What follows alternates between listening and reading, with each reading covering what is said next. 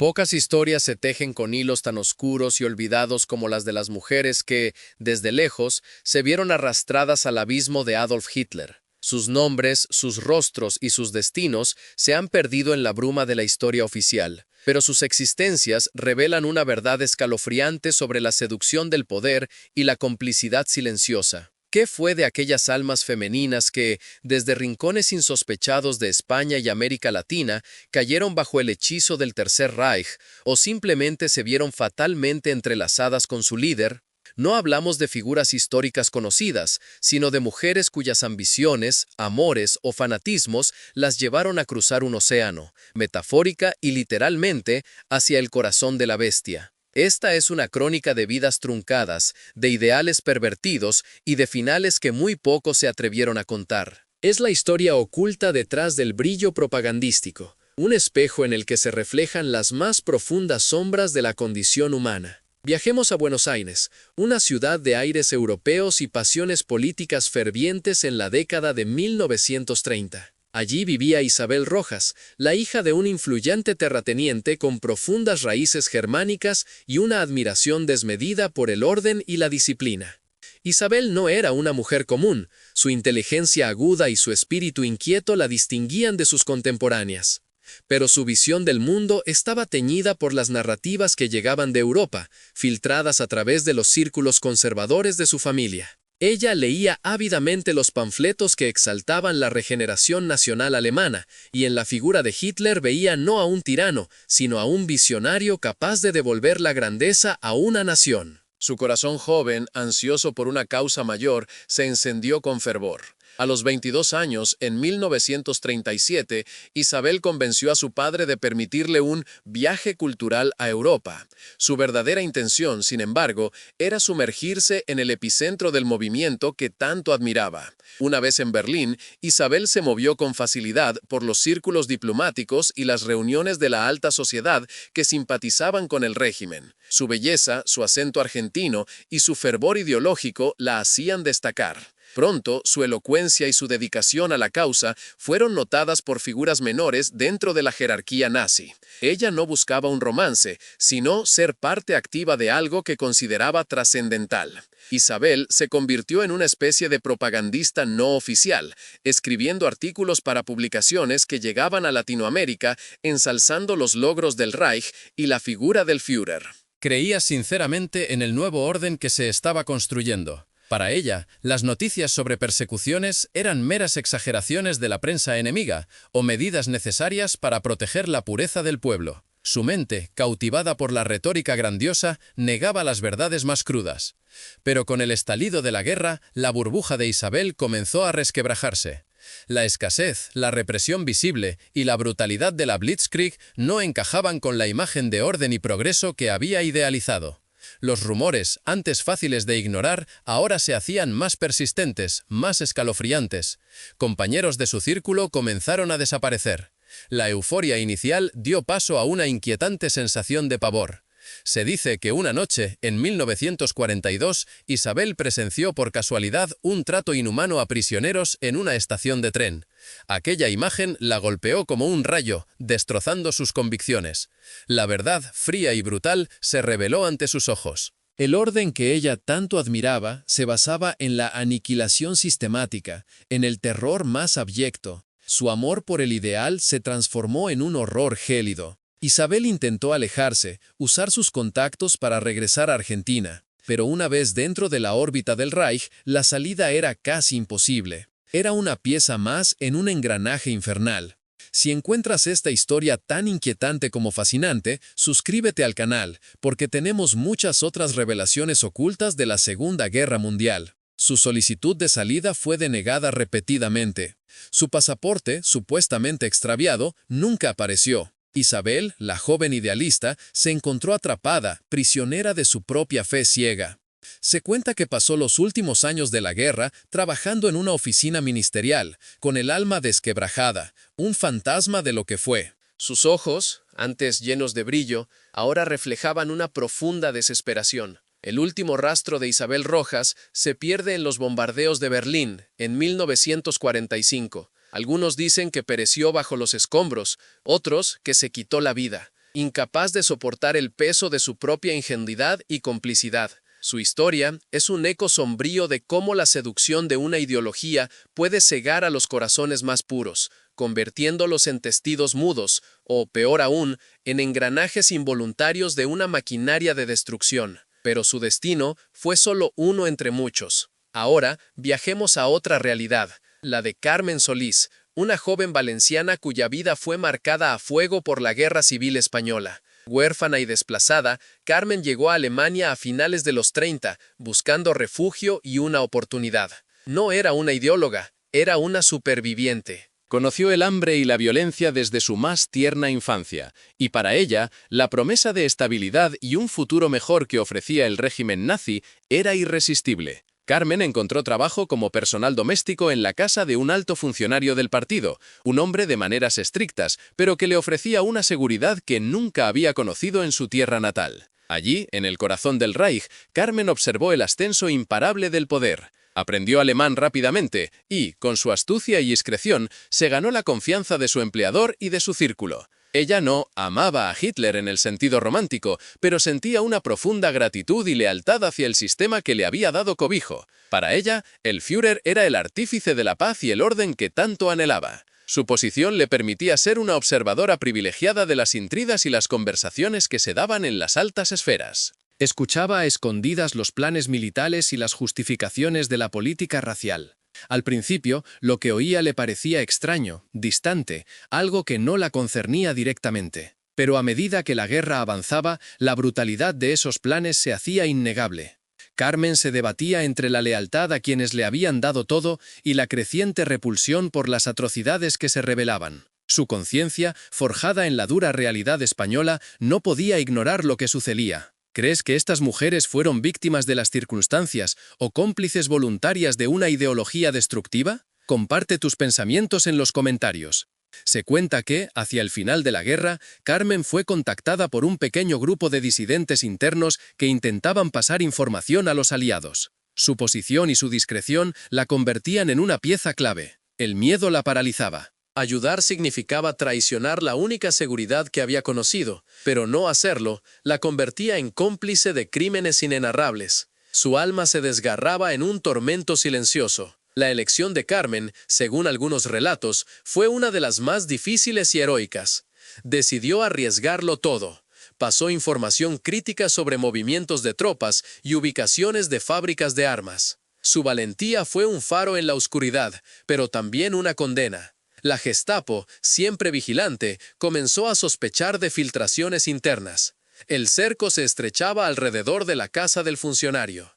En los últimos días de abril de 1945, con el ejército soviético rodeando Berlín, Carmen Solís desapareció sin dejar rastro. Algunos dicen que fue ejecutada por la Gestapo en una purga final. Otros, que logró escapar en medio del caos y vivió una vida anónima bajo una nueva identidad en algún rincón de América del Sur, atormentada por los fantasmas de su pasado y las decisiones que la marcaron para siempre. Su historia, velada por el secreto y el terror, es un testimonio de la compleja danza entre la supervivencia y la moralidad en tiempos de oscuridad extrema. Su caída fue brutal, pero el destino de otra mujer fue aún más allá. Ahora, trasladémonos a México, a la vibrante vida de Sofía Mendoza, una pintora y escritora de vanguardia. Sofía no era una mujer que buscaba el poder, sino la verdad, por muy incómoda que ésta fuera. Su fascinación por los movimientos sociales y políticos la llevó a interesarse por el ascenso del fascismo en Europa. A diferencia de Isabel, su interés era más intelectual, casi antropológico.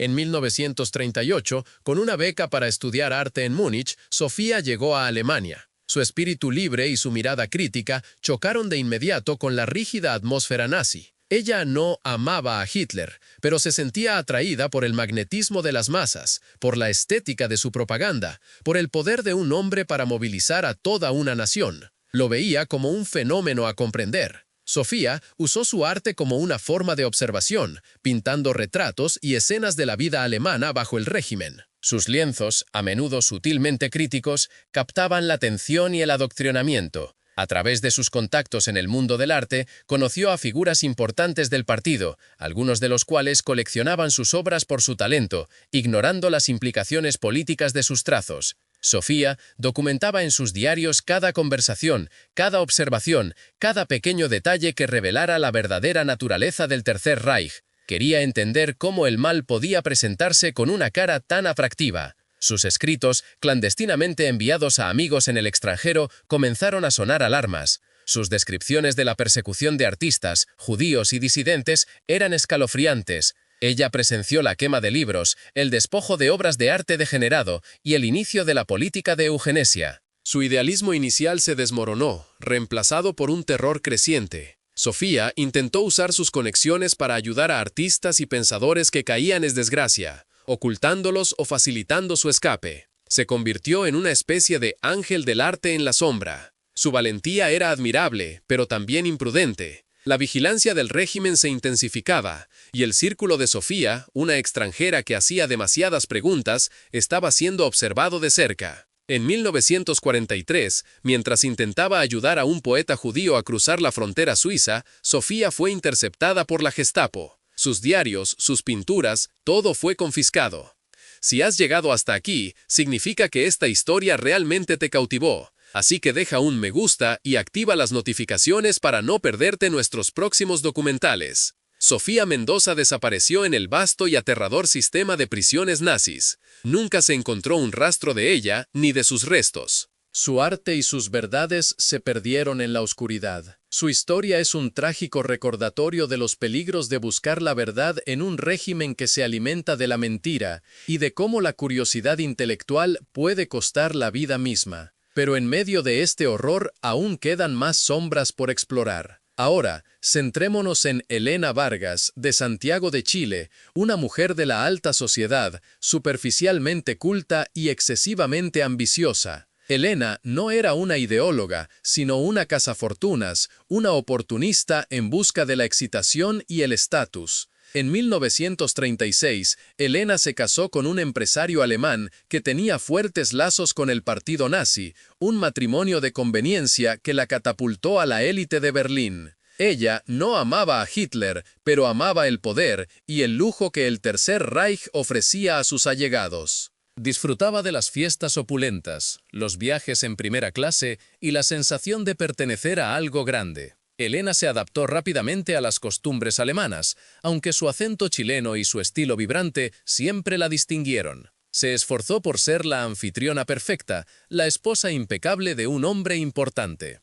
Era una figura frecuente en los salones donde se codeaba la cúpula nazi, siempre elegante, siempre sonriente. Escuchaba las conversaciones, captando el pulso del poder, la arrogancia de los vencedores. Sus ojos vieron la prosperidad inicial, la construcción de nuevas autopistas, la reactivación de la economía. Para ella, esto confirmaba que el Führer era un genio, un líder nato, capaz de lo impensable. Ignoraba deliberadamente las desapariciones, las leyes raciales, la creciente atmósfera de miedo. Su burbuja de privilegio la protegía de la cruda realidad que se cernía sobre el resto de Europa. Sin embargo, a medida que la guerra avanzaba y los reveses militares se hacían más evidentes, la fachada de lujo y poder comenzó a resquebrajarse incluso en su círculo. Los rostros de sus conocidos se tornaron sombríos. El marido de Elena, antes tan seguro de sí mismo, empezó a mostrar signos de desesperación. Las llamadas nocturnas, las reuniones secretas, los susurros sobre el inminente colapso se hicieron frecuentes.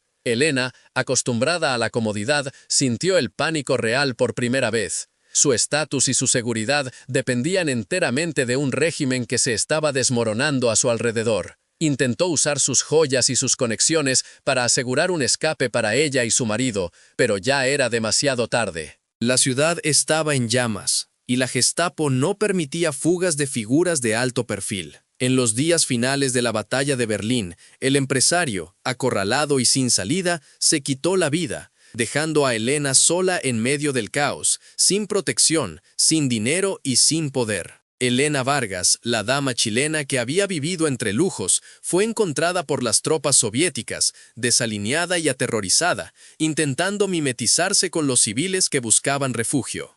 Fue arrestada, interrogada y, según algunos informes, pasó varios años en un campo de trabajos forzados en Siberia, un destino brutalmente diferente de la vida de ensueño que había forjado. Otros afirman que, tras su liberación, regresó a Sudamérica, pero nunca pudo recuperar su antiguo estatus, viviendo el resto de su vida en la oscuridad, marcada por el estigma de su pasado nazi. Su historia es una advertencia sobre el costo de la ambición desmedida. Pero no solo mujeres solas fueron arrastradas por este torbellino. Familias enteras, de origen hispano, con afinidades ideológicas, buscaron en el Tercer Reich un nuevo hogar y una promesa de grandeza. Pensemos en los hermanos García, originarios de un pequeño pueblo de Andalucía, que emigraron a Alemania antes de la guerra, fascinados por la propaganda de un nuevo orden social. Ana García, la hermana mayor, era una enfermera devota que creyó en la misión de purificar la nación. Se unió a organizaciones paramilitares femeninas, convencida de servir a una causa justa. Ella vio la disciplina, la camaradería, la sensación de propósito que le faltaba en su vida. Para Ana, Hitler era el salvador de Europa, el que traería una nueva era de prosperidad y orden. Su hermano, Pedro García, era un técnico talentoso que encontró empleo en una de las fábricas de armamento del Reich. Su lealtad era más pragmática, un buen trabajo, seguridad económica para su familia. Pedro no era un fanático, pero no cuestionaba las órdenes, no miraba más allá de su tarea. Su silencio y su obediencia lo hicieron un cómplice pasivo de la maquinaria de guerra. Ambos prosperaron durante los primeros años, sintiendo que habían tomado la decisión correcta al dejar su España natal. Creían en la victoria final, en el destino glorioso del Reich. Pero la guerra trajo consigo el horror. Ana, como enfermera, fue testigo de los experimentos médicos más atroces y de la devastación de los bombardeos. Su fe empezó a flaquear. Las sonrisas que antes veía en los rostros de sus líderes se tornaron en muecas de desesperación, en ojos cargados de miedo. El orden se desmoronaba en un caos incomprensible. Pedro, en la fábrica, vio cómo los trabajadores forzados, prisioneros de guerra y judíos eran tratados como ganado, explotados hasta la muerte en las líneas de producción. Su conciencia se agitaba. El peso de lo que estaba presenciando, la complicidad silenciosa de su trabajo, se hizo insoportable. Él y su hermana hablaban en las noches, en susurros, sobre lo que habían visto, sobre el miedo. En 1944, la fábrica donde Pedro trabajaba fue bombardeada masivamente. Él logró sobrevivir milagrosamente, pero el horror de la destrucción lo marcó para siempre. Ana, por su parte, intentó ayudar a escapar a algunos de los pacientes del hospital, que serían trasladados a campos de exterminio. Su acto de compasión fue descubierto. Se dice que Ana fue detenida por la Gestapo y nunca más se le volvió a ver. Su sacrificio, aunque pequeño en el gran esquema de la guerra, fue un acto de redención personal en medio de la barbarie. Pedro, devastado por la pérdida de su hermana y el peso de su propia inacción, se unió a los miles de refugiados que huían de Berlín. Logró llegar a un campo de desplazados. Allí, bajo la supervisión aliada, fue interrogado. Su historia de complicidad pasiva y su posterior remordimiento fueron registrados. Nadie supo si fue perdonado, si se perdonó a sí mismo. Pedro García, el técnico andaluz, pasó el resto de sus días en Argentina, un hombre roto y silencioso, cargando el peso de los horrores que presenció y los fantasmas de su hermana perdida.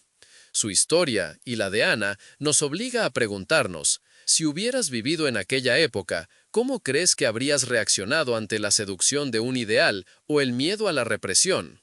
Los destinos de estas mujeres, Isabel, Carmen, Sofía, Elena, Ana y Pedro, son solo fragmentos de una verdad mucho más grande y compleja.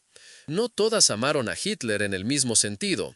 Algunas fueron seducidas por la ideología, otras por el poder, otras por la necesidad de supervivencia o la simple curiosidad. Pero todas, de una forma u otra, se encontraron en la órbita de un hombre cuyo legado es sinónimo de destrucción. Sus historias nos confrontan con la capacidad humana para la ilusión, la negación y la complicidad, incluso cuando la verdad más oscura está a plena vista. Nos recuerdan que el fascismo no fue un fenómeno aislado. La atracción por los líderes autoritarios, por las soluciones simples a problemas complejos, por la promesa de un orden absoluto, es un canto de sirena que ha resonado a lo largo de la historia. Estas mujeres, desde su diversidad de orígenes y motivaciones, representan una faceta perturbadora de la Segunda Guerra Mundial, la de aquellos que, por elección o por arrastre, se vieron envueltos en la red de un tirano. Sus finales fueron tan variados como sus inicios. Algunas encontraron la muerte, otras el olvido, otras el exilio perpetuo y la carga de una conciencia atormentada. Pero ninguna salió ilesa. Lo que realmente le sucedió a estas mujeres, que, de diversas maneras, amaron o se vieron forzadas a convivir con la sombra de Adolf Hitler, es un testamento a la fragilidad de la moralidad humana. Es una advertencia sombría sobre el peligro de la ceguera ideológica y la facilidad con la que la humanidad puede caer en las garras del totalitarismo, no solo por la fuerza, sino por la seducción. Estas historias deben ser recordadas no para juzgar desde la distancia, sino para comprender las fuerzas complejas que llevan a individuos corrientes a participar, a apoyar o a silenciar el mal. Lo que sucedió entonces es una advertencia para lo que la humanidad aún es capaz de hacer hoy. Un eco persistente de que las semillas del odio y la tiranía pueden germinar en cualquier tiempo y lugar si permitimos que la verdad sea silenciada.